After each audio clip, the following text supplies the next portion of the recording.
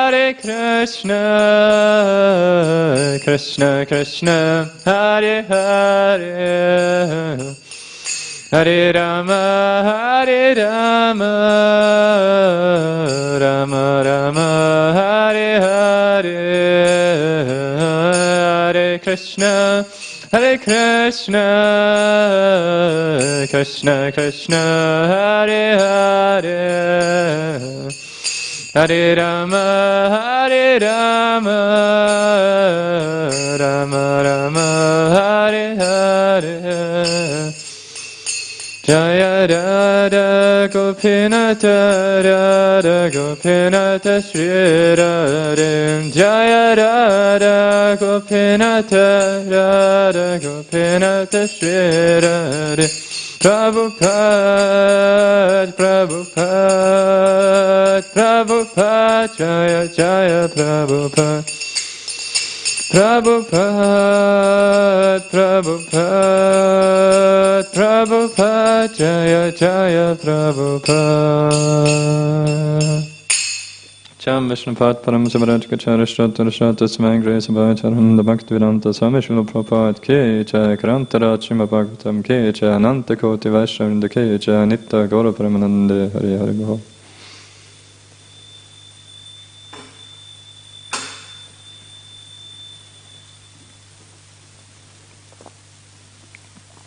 Om Namo Bhagavate Vasudevaya, Om Namo Bhagavate Vasudevaya, Om Namo Bhagavate Vasudevaya. Hare Krishna. Today we are reading Srimad Bhagavatam, Canto 2, Chapter 10. Bhagavatam is the answer to all questions. Text 46. Ayam tu brahmanaha kalpaha, ayam tu brahmanaha kalpaha, savikalpa udaritaha, savikalpa udaritaha, viti sadarano yatra, viti sadarano yatra, sarga prakrita vaikrita, sarga prakrita vaikrita, ayam tu brahmana kalpaha, ayam tu brahmana kalpaha, Savikalpa udaritaha, savikalpa udaritaha, vidhi sadarano yatra, vidhi sadarano yatra, sarga prakrita vaikrita, sarga prakrita vaikrita, ayam tu brahmana kalpa, ayam tu brahmana kalpa, savikalpa udaritaha, savikalpa udaritaha, Vidhi sadarano yatra, vidhi sadarano yatra, sarga prakrita vaikrita, sarga prakrita vaikrita. Ayam, this process of creation and annihilation, tu, but, brahmanaha of Brahma, kalpaha, his one day, savikalpaha, along with the duration of the universes, udaritaha, exemplified, vidhi, regulative principles, sadaranaha, in summary, yatra, wherein, sargaha, creation, prakrita, in the matter of material nature, vaikritaha, disbursement. Translation and purport by His Divine Grace Abhayacharan Bhaktivedanta Swami Srila Prabhupada Ki Jaya. Translation. This process of creation and annihilation described in summary herein is the regulative principle during the duration of Brahma's one day. It is also the regulative principle in creation of Mahat, in which the material nature is dispersed. Purport. There are three different types of creation called Mahakalpa, Vikalpa and Kalpa. In the Mahakalpa, the Lord assumes the first Purusha incarnation as Karanata Koshaya Vishnu, with all the potencies of the Mahatattva, and the 16 principle of creative matter and instruments. The creative instruments are 11, the ingredients of 5, and all of them are products of Mahat, or materialistic ego. These creations by the Lord in his feature of Karanata Koshaya Vishnu are called Mahakalpa. The creation of Brahma and dispersion of the material ingredients are called Vikalpa, and creation of Brahma in each day of his life is called Kalpa. Therefore, each day of Brahma is called a Kalpa, and there are 30 kalpas in terms of Brahma's days. This is also confirmed in the Bhagavad Gita, chapter 8, text 17, as follows. Sahasra yuga paryantam marha yad brahmano vidoho ratim yuga sahasrantam te ahoratra vidochana. In the upper planetary system, the duration of one complete day and night is equal to one complete year of this earth. This is accepted even by the modern scientists and attested by the astronauts. Similarly, in the region of still higher planetary systems, the duration of day and night is still greater than in the heavenly planets. The 4 yugas are calculated in terms of the heavenly calendars and accordingly are 12,000 years in terms of the heavenly planets. This is called a Divya Yuga, and 1,000 Divya Yugas make one day of Brahma. The creation during the day of Brahma is called Kalpa, and the creation of Brahma is called Vikalpa. When Vikalpas are made possible by the breathing of Mahavishnu, this is called a Mahakalpa. There are regular and systematic cycles of these Mahakalpas, Vikalpas and Kalpas. In answer to Maharaj Parikshit's question about them, Shukadeva Goswami answered in the Prabhas Kanda of the Skanda Purana. They are as follows. So that's quite many verses that Prabhupada is quoting here about which kalpas there are in one day of Brahma. I think we'll see. Pratamaha Shveta Kalpascha Dvitiyo Nilalohitaha Vamadevas Tritiyasto Tato Gatantaro Paraha Radava Panchamaha Prakta Shashta Pranaiti Smritaha Saptamata Brihat Kalpaha Kandarposhtam Uchate Sadhyota Navama Kalpa Ishano Dashmaha Smritaha Dhyana Ekadasha Praktas Tata Sarasvato Vaparaha Trayodasha Udanastu Garudvata Chaturdashaha Karma Panchadasho Nyeya Parnamasi Prachapatihe Shodasho Narasimhastu Samadhistu Tato Paraha Agniyo Vishnuchaha Sauraha Somakalpastato Paraha Vimsho Bhavanaha Praktaha Supumani Tichaparaha Vaikuntas Charstitas Tadvat Valikalpastato Paraha Saptavimsho Ata Vairacho Gauri Kalpastata Paraha Maheshwarastata Proktas Tripuro Yatragatitaha Pitri Kalpastata Chanti Yaku Pur Brahmanaha Smrita. Therefore the 30 kalpas of Brahma are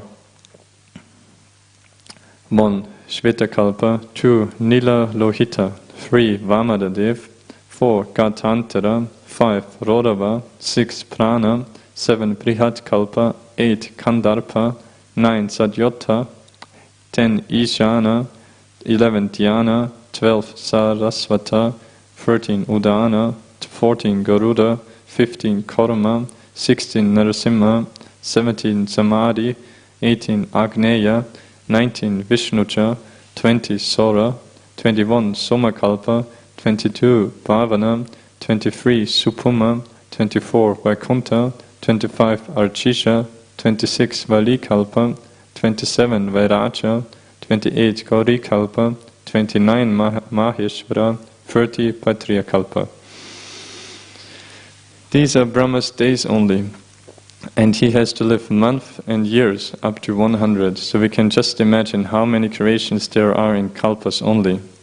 Then again, there are vikalpas, which are generated by the breathing of Mahavishnu, as stated in the Brahma Samhita, Yasyakya vinishvasita kala mata valambhya jivanti loma vilacha jagat andanata. The Brahmas live only during the breathing period of Mahavishnu, so the exhaling and inhaling of Vishnu are Mahakalpas. And all these are due to the Supreme Personality of Godhead, for no one else is the master of all creations. Om Akyanatimirandasya Kanananjana Shadakaya Chaksharan Militam Yena Tasma Shri Gurave Namham Shri Chaitanya Manabhishtam Stapitam Yena Bhutale Svayam Rupakada Mayam Dadate Svapadantikam Vandeham Shri Guru Shri Uttaparagamalam Shri Guran Vaishnavamshta Shri Rupam Sakrachatam Sahagana Raghunatam Vitamtam Sachivam Sadvaitam Savadutam Parichana Saitam Krishna Chaitanya Devam Shri Radha Krishna Padan Sahagana Lalita Shri Vishakhan Vitamshtam He Krishna Karuna Sindhu Dina Bandhu Jagatpate Gopesha Gopika Kanta Radha Kanta Namostate Tapta Kanchana Gorange Radhe Vrindavaneshwari Vrishnabhana Sute Devi Pranamami Hare Priya Mancha Kalpatarubhascha Kripa Sindhubhevacham Patitanam Pavanebhyo Vaishnavebhyo Namo Namaha Jai Shri Krishna Chaitanya Prabhu Nityananda Shri Advaita Gadadara Srivasari Gaura Bhakta Vrinda Hare Krishna Krishna Krishna Hare Hare Hare Rama Rama Rama Hare Hare. Hare Krishna, welcome to Srimad Bhagavatam class this morning. So we're nearing the end of the second canto. A few more texts left. In this famous last chapter, Srimad Bhagavatam, the answer to all questions. And so, as you know, it started off with the famous verse Atrasagra Visargascha, describing the 10 topics of the Mahapurana, briefly elaborating, explaining them, and then going on the main topic of this chapter, then the Sarga, the creation, primary creation. And we heard in terms of the universal form, how to understand everything is personal, and also then that still there's of course the eternal, transcendental, most enchanting form of the Supreme Lord Himself, which has nothing directly to do with the Virat Rupa. The Virat Rupa simply to help us understand everything is personal. In fact, recent verse, all similarly, in text 45, actually just yesterday, it was said also in terms of, then it was a bit described about how the Lord is conducting creation, maintenance, and annihilation through the Gunavatars, and so that showing that everything does depend on the Supreme Lord Himself, on Him as the personality. But as we discussed, it is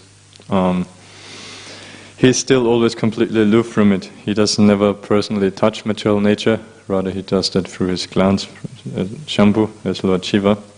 And so thus in yesterday's verse it was pointed out that this pointing always the direct touch of the Lord is also there to show us the full dependence of everything on the Supreme Personality of Godhead, on the Supreme feature of the Absolute Truth. You know, there's Brahman, Paramatma, and Bhagavan being, including everything else, the personality of Godhead. And so yesterday's verse thus was saying that there is no direct engineering by the Lord for the creation and destruction of the material world. What is described in the Vedas about His direct interference is simply to counteract the idea that material nature is the creator. So, the point was made that it is not like that Krishna in Golok Vrindavan is sitting there and thinking, oh, how can I create this material cosmos for those rebellious souls, and is Himself doing anything for it. No. We know Krishna, which is the supreme original feature of the Supreme Personality of Godhead, Swayam Bhagavan, of whom everything and everyone else expands, including all the other Vishnu Tattva, even first Lord Balaram and then the Chatuvyus, the two and all of that. And from there then we know the three Purusha avatars, which are in direct relationship then with the creation. So, personally Krishna doesn't do anything for it, but rather, even in His personal expansions, coming down to the Purusha avatars, from them, for the purpose, yes, it does expand like that, but still, even in those forms, He's always as the Purushottama, as the supreme enjoy. He never works. There's no question of physical exertion or anything like that for Him. He's always inexhaustible and always in everything He does, simply for His pleasure, as a pastime, lila, and still even there, as we said, He doesn't directly touch, but then through the agency of Lord Shiva, and then to directly interact with Mother Parvati, with material nature. And But yeah, as it's pointed out here, still, we have to understand it in detail, and if you don't understand so much in detail, then it is still better for those who are on a preliminary stage of understanding God, then it's better to understand Him as directly creating than not understanding at all that there is the Supreme Personality of Godhead under whose direction all of creation, maintenance and annihilation takes place. It is better if you think like that rather than thinking that material nature itself is independent as the creator and that there is no Supreme Godhead that you depend on and everything depends on. So that's the point made here in yesterday's verse. And now today's verse we heard about the different kalpas, like Prabhupada elaborated on them. I'll read first the translation again. That this process of creation and annihilation described in summary herein is the regulative principle during the duration of Brahma's one day. It is also the regulative principle in creation of Mahat, in which the material nature is dispersed. So the verse describes here about those two kinds of creations. Namely, the second part of the verse explained about creation of the Mahat Tattva, total material energy. That is the actual Sarga, the primary creation by the Supreme Lord himself, as Karanata Kuvshai Vishnu. And that is called, as Prabhupada explains in Prabhupada, that is called the Mahakalpa. So there's only, in the whole existence of a universe, there's only one Mahakalpa. It's at the very beginning of the universe, when the universe comes out of Mahavishnu, and before that, also the Mahatattva itself, the total material energy, in which all the elements are potentially there, that comes from Mahavishnu, from Karanata Kuvshai Vishnu, at the very beginning, at the Mahakalpa. And then, then Prabhupada explains in the Prabhupada, then there's also distinction of the first time when Lord Brahma is born and when he starts the first time his creation. The secondary creation that is called Vikalpa. So there's also only one Vikalpa. And then, but we know Lord Brahma each day, each one of his days, and how many days is there? We know there's Lord Brahma has also, this time calculation is that he has 30 days in a month, which we Prabhupada quoted there from the Skanda Purana. All the 30 names of the different kalpas in 1 month of Brahma.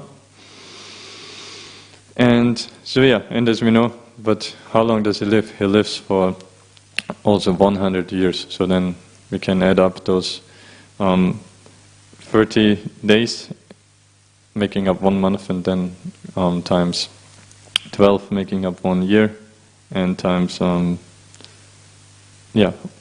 100, and coming to 100 years. So and so there's many kalpas, and one kalpa itself, we know how long does that last. It lasts 1,000 Diva Yugas. And 1 Diva Yuga is, as far as I remember, is like 1 cycle of like the 4 yugas, if I'm not wrong, or is it even more than that? I believe that's called 1 Divya Yuga. Prabhupada explains it in Bhagavad Gita itself, actually, in the 4th chapter, where the history is given of Bhagavad Gita being spoken by Lord Krishna himself, saying to Arjuna, I even spoke that long time ago already to Vivasvan, to the sun god. And Prabhupada gives there about the calculation of the yugas and all the way up to Lord Brahma's day and lifetime. And we know in Kali Yuga is 432,000 years, and then that added one time each comes up then to the to the other yugas. So 864,000 years for Dwapar Yuga, and then 1,296,000, I think, 1,000 years for Treta Yuga, and then another 432 if you add, coming then to Satya Yuga. And yeah, so that's the topic here of this verse. But one other, while reading the translation, one other interesting aspect or the words used here in this verse I found is that it's said here that this process of creation and annihilation described in summary here is the regulative principle during the duration of Brahma's one day. It is also the regulative principle in the creation of Mahat, in which the material nature is dispersed. So, the language used here is interesting about regulative principle. So that is something that's predetermined by the Lord already. It's always like that. Since time immemorial, it's been going on, that it will always go on. As long as there are jivas who want to lord it over, and that will always be the case, because we know there's unlimited living entities, always still also new ones coming as well. And there's always free will, and there will always be some who misuse that free will. So it will always be there, this creation, maintenance, destruction. And so and it's it's not something random, but it is perfectly always happening according to the regulative principle that the Lord set for it. And another, aside from taking on that, is interesting also if we think, okay, so it's like a law. It has to be like that. It's always happening. There's no possibility of it not happening. And so for that, Prabhupada or like Shukadeva Goswami uses regulative principle. And let's check the Sanskrit.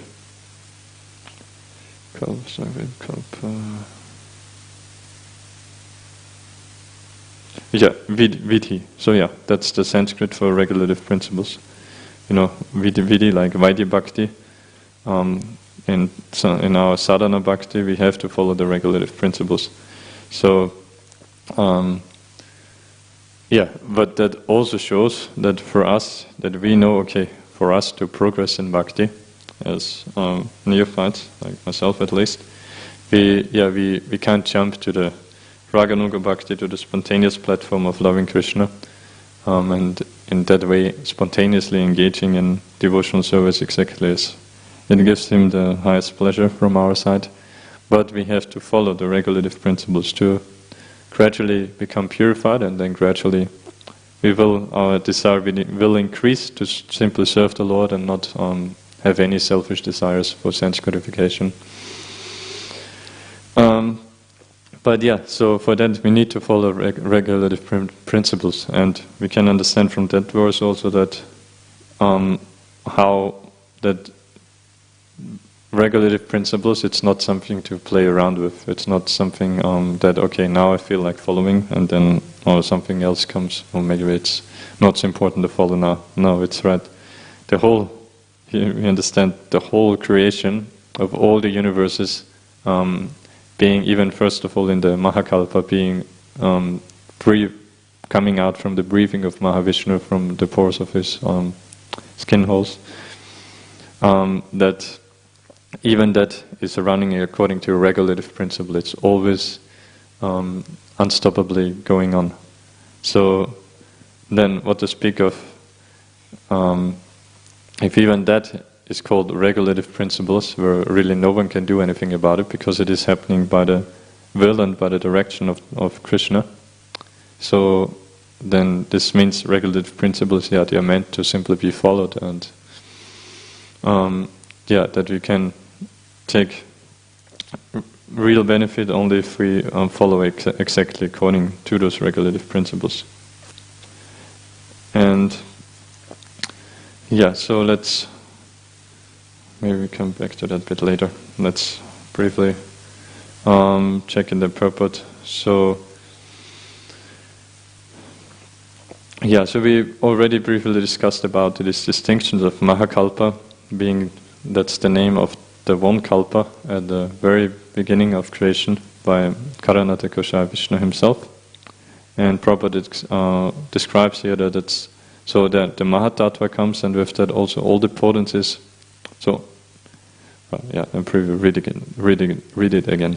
So in the Mahakalpa, the Lord assumes the first Purusha incarnation as Karanata Koshaya Vishnu, with all the potency of the Mahatattva and the 16 principles of creative matter and instruments. And the creative instruments are 11, the ingredients are 5, and all of them are products of Mahat or materialistic ego. So creative instruments 11, ingredients are 5. So that must refer to the Jnanendriyas and Karmendriyas, the knowledge acquiring senses, like such as the eyes, nose, skin. What else is there? Smelling, seeing, touching, so skin, hearing, ears, of course, and one more, right? Smelling, tasting, tasting, of course.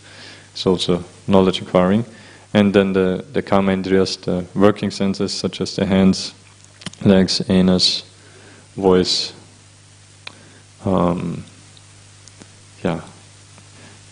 So the Kamendriyas and Jnanendriyas, 5 each, that comes to 10. Then there's the mind, which is like the 6th sense, and the ingredients are 5, so that's then the other 5 gross elements. Pumira, Ponalo, Vayuhu, Kam. So the earth, water, fire, air, and ether. And so that's all potentially there in the Mahatattva, in the potencies of the Mahatattva. Or rather, the 16 principle of creative matter and instruments. So they are there together with the Mahatattva. Coming from Karanata Koshaya Vishnu, and from that then come all the universes from the Lord's body, as we know. And so the creation of Brahma and dispersion of the material ingredients are called Vikalpa. So that's, in at the beginning of his life, as I said, that's called Vikalpa. And so at that time, all the ingredients are supplied by the Lord, which is called the Mahakalpa. And then, so the Lord Brahma, we know he simply uses the material. So that's why Prabhupada says here that the creation of Brahma and dispersion of the material ingredients are called Vikalpa. So, even though Lord Brahma is called creator, he's in charge of mode of passion, which is for creation. Actually, it's not really a creation, because creation means to create something new, so that something didn't exist before and then you make it. But actually, it is rather everything we know is primarily originally created by the Supreme Lord himself, and as we can understand from here as well, and rather than it is originally Lord Brahma, and then what to speak of all the small creators like ourselves, that they simply can take what's already there and put it somehow together. In the case of Lord Brahma, that means to put together the whole 14 planetary systems and then all the different living entities. And in the case of tiny living entities like ourselves, it might be that we build some house or some insignificant technologies that we invent and build some machines and all of that. And even then, like how many times is it that just one person alone does it? No, even then he depends on so many other people to assist and with different machines and all of that. So what creators are we? But still we like to take pride in creating something. So but as we know, the original creator is always Krishna, like yesterday Isvaresvara and Krishna nicely pointed out, this mentality of conditioned souls that we come into the material world simply with this mentality of wanting to lord over material nature, thinking it's just me and this resources which are here meant for my happiness, and so I just venture out and enjoy whatever I like, and I don't need to worry about anything else, and thus I'm not interested in like where did it come from or anything like that. And so Prabhu pointed out that even if like for sometimes if you go in some good tour guides, some sightseeing, then many times they might point out about different buildings, or they were built by this person and that person in that year, with that history. But generally most people, we are not even interested in that. We just want to see the creation itself. We are impersonal even in those this lower material levels. And then just like taking selfies and being glad over, I see something extraordinary. But then what to speak of then when it comes to some natural scenes, then even the tour guides, they won't say who is the creator, but because they don't know, they have no spiritual knowledge that there is, it's very basic spiritual knowledge that there is the Supreme Lord who is ultimately the creator of everything. So we don't like to give credit like that as conditioned souls. But yes, of course, we do understand it. We understand it in quite a lot of detail, like from verses like today, about how there's the Mahakalpa, Vikalpa, and Kalpa. And that's to the level only of Lord Brahma, who is still like, he's creating the whole one universe that we are in. And then Prabhupada quoted Bhagavad Gita about how all those kalpas are going on, and that like with every day of Lord Brahma he is creating again, and with night again it's destroyed, and partially destroyed. It's not at the night of Brahma, it's not like that the planetary systems, everything fully destroyed, but rather all the planetary systems up to I think Mahaloka is the lower one of those higher, of those above Svagaloka. Up to there, everything is like destroyed, but the planet itself still exists, but like no one can live there. So all the living beings die, including the demigods in Svagaloka, and only those elevated sages on those higher planets like Mahaloka, Chanaloka, Tapaloka, and then of course Satyaloka, Lord Brahma's planet himself. So only those are not destroyed during the night of Lord Brahma. But even there they are greatly affected by it. Like even from Mahaloka they flee. They are able to, even that planet is still affected a lot, so they are able to flee, I think, to one level higher, to Chanaloka. And so that's during the night of Lord Brahma. And then Prabhupada explained about the Divya Yugas, about this calculation of time. As we know, it's the higher we go up, the more it expands. That from comparison from us to the heavenly planets is our one day is, or rather, their one day is like one year for us. And thus, for them, 12,000 years makes up one Divya Yuga, which is for us, as we said, those 4 yugas together, which is 4.3 million years.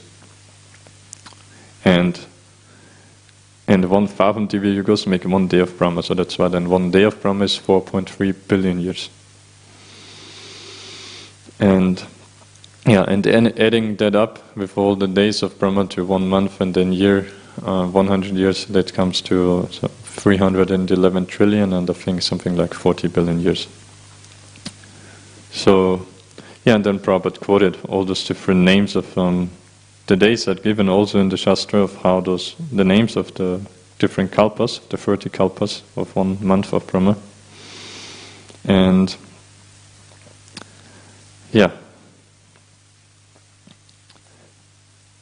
now I think we can briefly go into that. Lord Brahma, so he is doing this the kalpas are every day of his life. So we discussed Mahakalpa, Vikalpa. Vikalpa being Lord Brahma's first creation after his birth, and first time using the material provided by the Lord through his Mahakalpa. And then every kalpa, he is then creating again all the living beings and all the planets, like kind of, I guess, refurbishing them, you can say. And there's one, but the point I want to make here is that Lord Brahma, yes, he does all of that, and we know he is a pure devotee. After all, he's also the head of our sampradaya, of the biggest, most important sampradaya. So he does all of that as devotional service to the Lord, and of course he does it. He knows that's what the Lord wants me to do, so I'm happy to do it, the service. But still, doesn't mean that he is then has no feeling. Like, he's a devotee. He's not like he just does it and then doesn't care about the effect of what he's doing there. But rather, there's one, in the third canto, then we'll start the third canto, and then a bit later there, in 9th chapter, for example, the secondary creation is described in more detail of how Lord Brahma creates and what he goes through, and at one point he offers prayers to the Lord, and in one of those prayers, that's in chapter 9, I find very beautiful, where he actually does it's basically the things he lists out there are things that all the living entities face in this material world. And all the living entities means all the living entities that he created, like the bodies for them. And so it's, even as a devotee, doesn't mean that one only cares about, one doesn't care about the material suffering of living entities, but one does feel for them. And of course with the vision that knowing all of that, well, it is actually not what living beings are meant for. We are all pure spirit souls, we are all eternal servants of Krishna, and thus we are not supposed to go through that if we would only remember our real position and be in our pure consciousness of simply wanting to serve the Lord. And so a devotee does feel compassion like that, and so Lord Brahma exhibits that also. And so in one of these prayers, Lord Brahma says, Kshutrititatpuri imamurar adyamana shitoshna vata varashiri taretarachcha kamakni nachata rushacha suturbarena sampashyato manarurukramasiratama.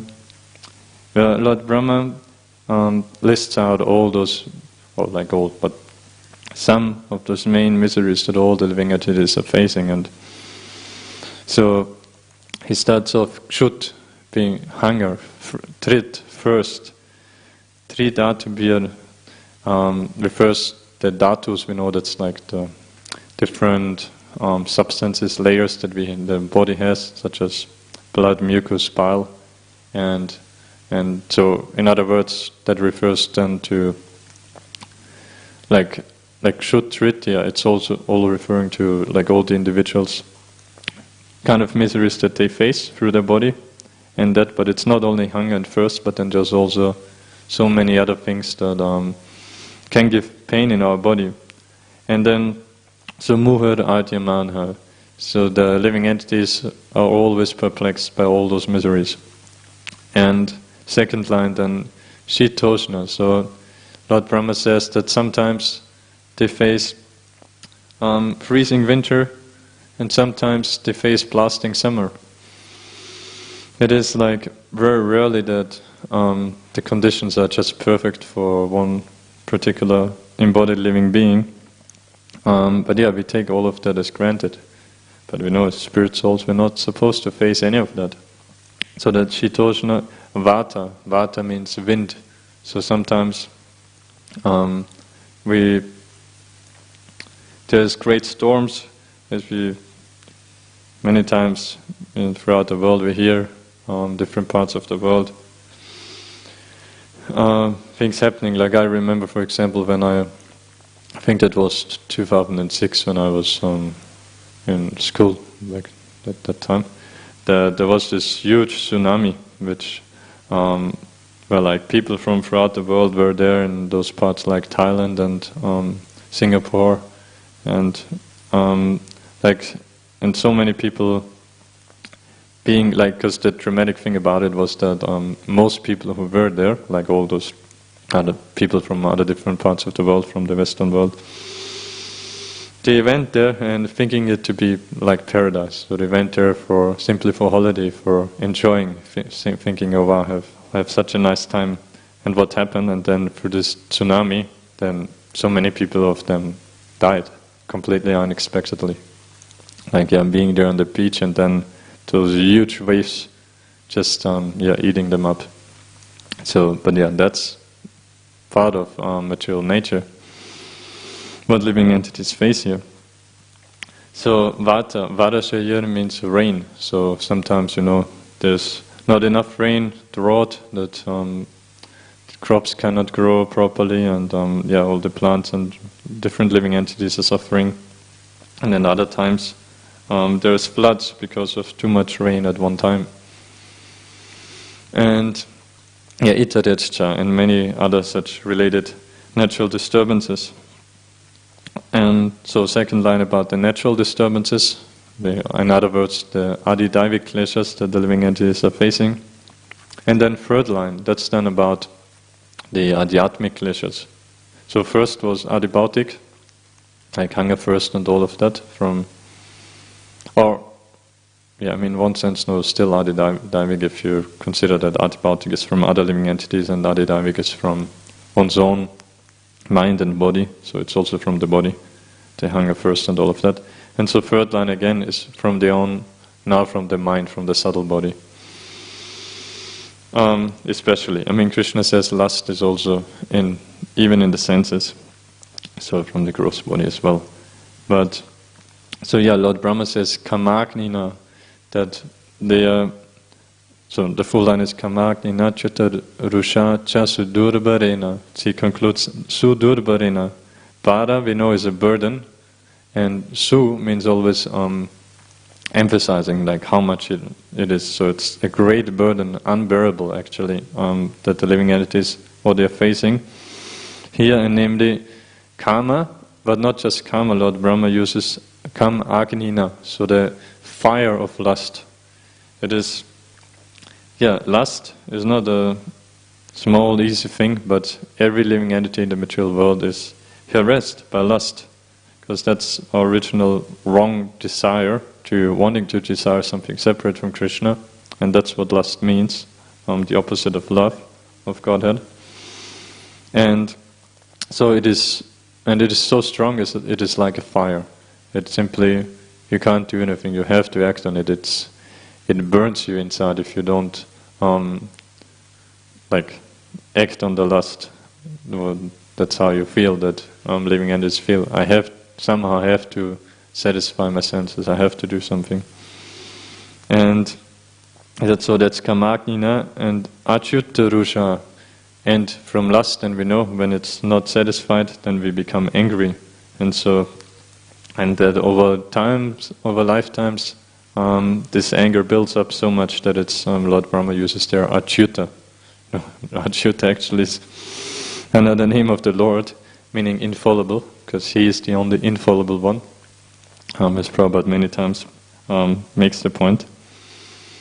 And so Lord Brahma here uses Achyuta Rusha, so I think the translation is there, indefatigable anger, something like that. So it's anger that you can't overcome. The living entities in general, unless they're trained in yoga principles, they're simply overcome by anger. If the anger hits, if they are infuriated, somehow the anger induced, then they can do the worst kinds of acts, and like killing other people or doing things that they greatly regret afterwards, but simply the anger drives them to do it. They can't control their anger. So achyutarusha, jasadubarina. And then in the last line he expresses his personal feeling about it. Sampashyato, so observing all of that, what all these living entities that I've created go through. Sampashyato mana urukrama, so mana, my mind, urukrama, O Lord, who is another name of the Lord. Mana urukrama sidate me. So that sidate means it makes me very despondent seeing all of that. So in other words, Lord Brahma is appealing to expressing to the Lord that, yes, I did all of that as service, it was as my duty, but I'm not happy to see the suffering of all these living entities. In other words, actually indirectly he's praying to the Lord, please do something about that all these living entities can be liberated, that they can be relieved from those miseries that they have to suffer. Because after all, everyone is part and parcel of you, everyone is originally a pure servant of yours. So yeah, that's the mood of a devotee, and Lord Brahma also exhibits in his secondary creation there. Okay. Grantarachima Bhagavatam Kecha, Srila Prabhupada Kecha.